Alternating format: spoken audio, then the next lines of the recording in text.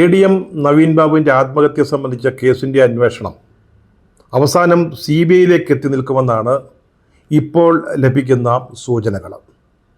ഈ കേസുമായി ബന്ധപ്പെട്ട തെളിവുകൾ, പ്രത്യേകിച്ച് ഡിജിറ്റൽ തെളിവുകൾ, അത് നശിപ്പിക്കപ്പെടാതെ സംരക്ഷിക്കുന്നതിന് കോടതിയുടെ ഇടപെടൽ ആവശ്യപ്പെട്ടുകൊണ്ട് നവീൻ ബാബുവിൻ്റെ ഭാര്യ Manjusha Kannur chief judicial magistrate കോടതിയെ സമീപിച്ചിരിക്കുകയാണ്.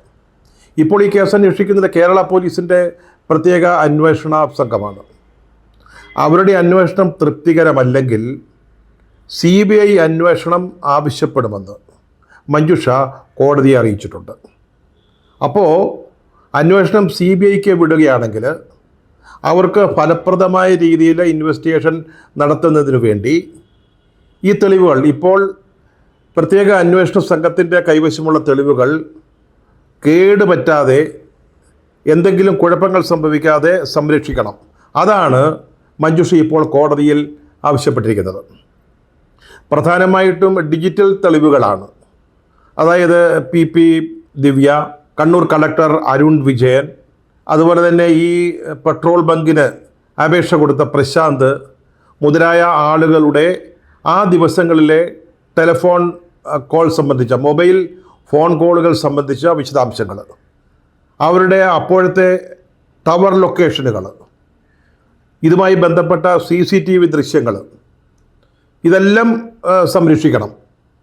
അത് പോലീസ് ഉദ്യോഗസ്ഥന്മാർ, അതായത് അന്വേഷണ ഉദ്യോഗസ്ഥന്മാർ, അതുപോലെ തന്നെ ഈ മൊബൈൽ ഫോണിൻ്റെ പ്രൊവൈഡേഴ്സ്, ഇവർക്കെല്ലാം ഇത് സംബന്ധിച്ച നിർദ്ദേശം നൽകണമെന്നാണ് മഞ്ജുഷ ആവശ്യപ്പെട്ടിരിക്കുന്നത്. Collectorate, Pallikkunnu, railway station platform, അതുപോലെ മുനീശ്വരൻ കോവിൽ എന്നിവിടങ്ങളിലെ എല്ലാം CCTV ദൃശ്യങ്ങൾ നഷ്ടം സംഭവിക്കാതെ, നാശം സംഭവിക്കാതെ പരിരക്ഷിക്കാൻ ആവശ്യമായ നടപടികൾ, അല്ലെങ്കിൽ അതിനുള്ള നിർദ്ദേശം കോടതി നൽകണം. അതാണ് മഞ്ജുഷയുടെ CJM കോടതിയിലെ അപേക്ഷ. വളരെ കൃത്യമായൊരു നീക്കമാണ് ഇതുവഴി നവീൻ ബാബുവിൻ്റെ ഭാര്യ മഞ്ജുഷ നടത്തിയിരിക്കുന്നത്. നിയമപരമായ ഒരു സമർത്ഥമായ ഒരു നീക്കമെന്ന് അതിനെ വിശേഷിപ്പിക്കാം. സാധാരണഗതിയിൽ ലോക്കൽ പോലീസ്, സംസ്ഥാന പോലീസ് അന്വേഷിച്ച് കുളമാക്കിയ കേസുകൾ, തെളിവുകൾ നശിപ്പിക്കപ്പെട്ട കേസുകൾ, അതാണ് പലപ്പോഴും CBIയുടെ അന്വേഷണത്തിന് ലഭിക്കുക. അത് കുറേ കാലത്തിന് ശേഷമായിരിക്കും. സംസ്ഥാന പോലീസ് കുറേ കാലം അന്വേഷിക്കും, ഒടുവിൽ തെളിവ് കിട്ടിയില്ല എന്ന് പറയും, അല്ലെങ്കിൽ കിട്ടിയ തെളിവുകൾ പര്യാപ്തമായിരിക്കില്ല.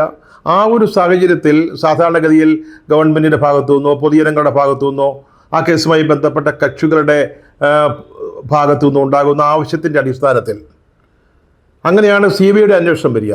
പറഞ്ഞാലോ, കുറേ സമയം കഴിഞ്ഞിട്ടാണ് ഈ കേസിൻ്റെ വിശദാംശങ്ങൾ, ഫയലുകളൊക്കെ അവർക്ക് ലഭിക്കുക. അപ്പോഴേക്കും നിർണായകമായ തെളിവുകൾ നശിപ്പിക്കപ്പെട്ടിരിക്കും.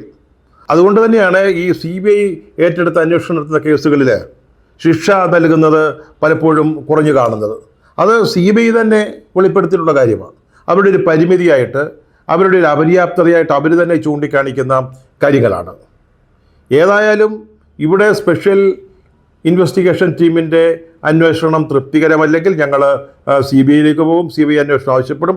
അപ്പോൾ ഈ കേസ് സംബന്ധിച്ച തെളിവുകൾ കൃത്യമായിട്ട് ടാമ്പർ ചെയ്യപ്പെടാത്ത രീതിയിൽ ഉണ്ടായിരിക്കണം. അതാണ് നവീൻ ബാബുവിൻ്റെ കുടുംബത്തിൻ്റെ ആവശ്യം. ഇപ്പോൾ ഈ തെളിവുകൾ നശിപ്പിക്കപ്പെടാതെ സൂക്ഷിക്കണം. അത് വളരെ പരമപ്രധാനമായ, അടിസ്ഥാനപരമായ ഒരു കാര്യമാണ്. അത് കോടതിയുടെ ഒരു നിർദ്ദേശമോ അല്ലെങ്കിൽ ആ ഉത്തരവോ ഒന്നും ആവശ്യമില്ല. അല്ലാതെ തന്നെ പരിരക്ഷിക്കപ്പെടേണ്ടതാണ്. അല്ലാതെ ടാമ്പർ ചെയ്യപ്പെടാതെ സൂക്ഷിക്കേണ്ടതാണ് ഈ തെളിവുകൾ. പക്ഷേ പലപ്പോഴും രാഷ്ട്രീയ പ്രാധാന്യമുള്ള കേസുകളിൽ, ചിലപ്പോൾ സർക്കാരിന് താല്പര്യമുള്ള കേസുകൾ, രാഷ്ട്രീയ പാർട്ടികളുടെ ഇടപെടലുകൾ ഉണ്ടാകുന്ന കേസുകൾ, ഇതിലൊക്കെ പലപ്പോഴും അങ്ങനെയല്ല സംഭവിക്കുന്നത്. കേസൊക്കെ CBIയിലേക്ക് എത്തുമ്പോഴേക്കും തെളിവുകളൊക്കെ നഷ്ടപ്പെട്ട് കഴിഞ്ഞിരിക്കും. അതുകൊണ്ടാണ് നവീൻ ബാബുവിൻ്റെ ഭാര്യ മഞ്ജുഷ ഇതുപോലൊരു പ്രയറുമായിട്ട് കോടതിയിൽ എത്തിയിരിക്കുന്നത്.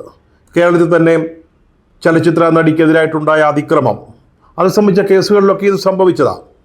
തെളിവുകൾ സംബന്ധിച്ച്, പ്രത്യേകിച്ച് ഡിജിറ്റൽ തെളിവുകൾ, അത് പലപ്പോഴും മാനിപ്പുലേറ്റ് ചെയ്യാൻ സാധ്യതയുള്ളതാണ്, അതിന് സൗകര്യമുള്ളതാണ്. ഞാൻ ഈ പറഞ്ഞ കേസിലേക്ക് അത് സംഭവിച്ചിട്ടുണ്ട്. അത്തരം പരാതികൾ വന്നിട്ടുണ്ട്, അത് കോടതി പരിഗണിച്ചിട്ടുമുണ്ട്. അതുകൊണ്ടൊക്കെ കൂടിയാണ്, ഈ അനുഭവങ്ങൾ വെച്ചുകൊണ്ടാണ് ഈ കേസിൽ അത്തരത്തിലൊരു സാഹചര്യം ഉണ്ടാകരുതെന്ന് നവീൻ ബാബുവിൻ്റെ കുടുംബം ആഗ്രഹിക്കുന്നത്. പ്രത്യേക അന്വേഷണ സംഘത്തിൻ്റെ ഇൻവെസ്റ്റിഗേഷൻ തൃപ്തികരമായ രീതിയിലാണ് നടക്കുന്നതെന്ന് ആർക്കും വലിയ അഭിപ്രായമൊന്നുമില്ല. 14 ദിവസം ദിവ്യയെ സംരക്ഷിച്ച പോലീസാണ്, അവരുടെ അന്വേഷണ സംഘമാണ് ഇപ്പോൾ ഈ ഇൻവെസ്റ്റിഗേഷൻ നടത്തിക്കൊണ്ടിരിക്കുന്നത്. എന്തിന് നവീൻ ബാബുവിൻ്റെ ഭാര്യയുടെ മൊഴി തന്നെ എത്ര ദിവസങ്ങൾക്ക് ശേഷമാണ് ഈ അന്വേഷണ സംഘം എടുത്തത്? നമുക്കറിയാവുന്ന കാര്യമാണ്. ഇപ്പോൾ അന്വേഷിക്കുന്ന കേസ് എന്ന് പറയുന്നത് തന്നെ PP ദിവ്യയുടെ പ്രസംഗം ഏതെങ്കിലും തരത്തിൽ നവീൻ ബാബുവിൻ്റെ ആത്മഹത്യയ്ക്ക് പ്രേരകമായിട്ടുണ്ടോ എന്നുള്ളത് മാത്രമാണ്. പക്ഷേ ഇതിൻ്റെ പിന്നിൽ വലിയ ഗൂഢാലോചന നടന്നിട്ടുണ്ട് എന്നുള്ളത് എല്ലാവർക്കും അറിയാവുന്ന കാര്യമാണ്. അതേപറ്റി ആർക്കും സംശയമേ ഇല്ല. പക്ഷേ അത് അന്വേഷിക്കുന്നില്ല. അത് അന്വേഷിക്കാതെ ഈ കേസ് എങ്ങനെ എവിടെ എത്തും? ഒരു പ്രസംഗം ആത്മഹത്യയ്ക്ക് പ്രേരണയായിട്ടുണ്ടോ? അതാണിപ്പോൾ അന്വേഷിക്കുന്നത്. എത്ര രസകരമായ ഒരു അവസ്ഥയാണെന്ന് നോക്കുക. അതുപോലെ ഈ പ്രശാന്ത്, പെട്രോൾ ബങ്കിന് വേണ്ടി അപേക്ഷിച്ച ആൾ, അദ്ദേഹത്തിന് ഈ കേസിൽ എന്ത് റോളുണ്ട്, എന്ത് പങ്കുണ്ട്? അദ്ദേഹം ഇത്തരത്തിലുള്ളൊരു ഗൂഢാലോചനയിൽ പങ്കാളിയായിരുന്നോ? ഗൂഢാലോചന നടന്നിട്ടുണ്ടോ? അതല്ലേ അന്വേഷിക്കേണ്ടത്. ആ ഭാഗത്തേക്ക് അന്വേഷണം നീങ്ങുന്നേയില്ല. നമ്മൾ നേരത്തെ പറഞ്ഞതുപോലെ ഈ ഒരൊറ്റ കാര്യത്തിൽ പ്രസംഗം ആത്മഹത്യയ്ക്ക് പ്രേരകമായിട്ടുണ്ടോ? അതുമാത്രം അന്വേഷിച്ചാൽ എങ്ങനെയാണ് ഈ കേസിന് ചുരുളുകൾ നിവരുക? നവീൻ ബാബുവിൻ്റെ മരണം അത് ആത്മഹത്യയാണോ കൊലപാതകമാണോ എന്ന് പോലും ഇതുവരെ അങ്ങോട്ട് സ്ഥിരീകരിച്ചിട്ടില്ല. അത് സംബന്ധിച്ച സംശയങ്ങൾ വിദഗ്ധരായ ആളുകൾ തന്നെ, നിയമ വിദഗ്ധർ തന്നെ മുന്നോട്ട് വച്ചിട്ടുണ്ട്. ഈ പോസ്റ്റ്മോർട്ടത്തിൻ്റെ കാര്യം നോക്കൂ, എത്ര പെട്ടെന്ന്, എത്ര തിടുക്കത്തിലാണ് അത് നടത്തിയത്. പത്തനംതിട്ടയിലുള്ള അവരുടെ ബന്ധുക്കൾ എത്തുന്നതിന് മുമ്പ് തന്നെ ഈ പോസ്റ്റ്മോർട്ടം പൂർത്തിയാക്കുക ചെയ്തത്. അത് പരിയാരത്ത് തന്നെ നടത്തിയെന്നുള്ളത് വളരെ പ്രധാനപ്പെട്ട കാര്യമാണ്. അതുപോലെ തന്നെ നവീൻ ബാബുവിൻ്റെ മൃതദേഹത്തിൻ്റെ ദൃശ്യങ്ങൾ കണ്ട പല വിദഗ്ധരും അഭിപ്രായപ്പെട്ടത് വേണ്ട പോലെ മരണകാര്യങ്ങൾ കൃത്യമായിട്ട് സ്ഥിരീകരിക്കത്തക്ക രീതിയിലുള്ള വിശദമായ ഒരു പോസ്റ്റ്മോർട്ടം നടന്നിട്ടില്ല എന്നാണ്. നീതിന്യായ രംഗത്തെ വിദഗ്ധർ തന്നെ ഈ അഭിപ്രായം പറഞ്ഞിട്ടുണ്ട്, പരസ്യമായിട്ട് പറഞ്ഞിട്ടുണ്ട്.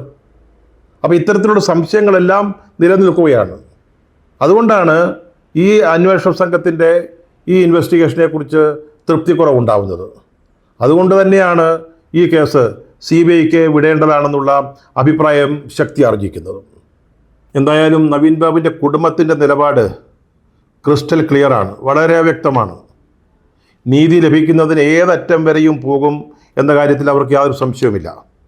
ഇതിനിടെ നവീൻ ബാബുവിൻ്റെ അവസാന സമയങ്ങളിലെ ചില മൊബൈൽ ടെലിഫോൺ കോളുകളുടെ കോൾ റെക്കോർഡ്സ് കാണിച്ചിട്ട് കുടുംബത്തെ ഭീഷണിപ്പെടുത്താനൊരു ശ്രമം നടന്നു എന്ന് കേട്ടിരുന്നു. ചില മാധ്യമങ്ങൾ റിപ്പോർട്ട് ചെയ്തിരുന്നു. അതിന് സത്യാവസ്ഥ എന്താണെന്ന് നമുക്കറിഞ്ഞുകൂടാ.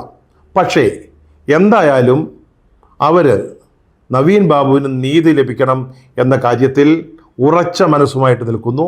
അതുകൊണ്ട് തന്നെയാണ് കണ്ണൂർ ചീഫ് ജുഡീഷ്യൽ മജിസ്ട്രേറ്റ് കോടതിയിൽ ഈ ആവശ്യം, തെളിവുകൾ സംരക്ഷിക്കപ്പെടണം, അതിന് കോടതി ഇടപെടണം എന്ന ആവശ്യം മുന്നോട്ട് വച്ചിരിക്കുന്നത്. അന്വേഷണ ഉദ്യോഗസ്ഥന്മാർക്കും മൊബൈൽ ഫോൺ സർവീസിൻ്റെ പ്രൊവൈഡർമാർക്കും ഇത് സംബന്ധിച്ച നിർദ്ദേശം നൽകണമെന്ന് മഞ്ജുഷ ആവശ്യപ്പെട്ടിട്ടുണ്ട്. ഡിജിറ്റൽ തെളിവുകൾ എങ്ങനെ കൈകാര്യം ചെയ്യണമെന്ന കാര്യത്തിൽ കേരള ഹൈക്കോടതിയുടെ ഒരു നിർദ്ദേശം, ഒരു സർക്കുലർ തന്നെ നിലവിലുണ്ട്. നമ്മൾ നേരത്തെ സൂചിപ്പിച്ചതുപോലെ നടിയെ ലൈംഗികമായി ആക്രമിച്ച കേസിൽ തന്നെയാണ് ആ കേസ് സംബന്ധിച്ച് ചില ഡിജിറ്റൽ തെളിവുകളിൽ ടാമ്പറിങ് നടന്നു എന്ന സംശയത്തെ തുടർന്നാണ് കോടതി ഇതുപോലെയൊരു സർക്കുലർ, നിർദ്ദേശം അടങ്ങിയ ഒരു സർക്കുലർ പുറപ്പെടുവിച്ചിരിക്കുന്നത്. ഒരിക്കൽ കൂടി പറയാം, നവീൻ ബാബുവിൻ്റെ ആത്മഹത്യയെ സംബന്ധിച്ച കേസ് അങ്ങനെയൊന്നും തേച്ചു മാച്ച് കളയാൻ പറ്റുമെന്ന് തോന്നുന്നില്ല. കേരള പോലീസിനെ കൊണ്ട് അങ്ങനെ ചെയ്യിക്കാമെന്ന് കരുതുന്നുണ്ടാവും CPM സർക്കാരുമൊക്കെ. പക്ഷേ കുടുംബം CBI അന്വേഷണം എന്ന ആവശ്യമായി മുന്നോട്ട് പോയാൽ കാര്യങ്ങൾ നേരെ മാറിത്തിരിയുമെന്ന കാര്യത്തിലും സംശയം വേണ്ട.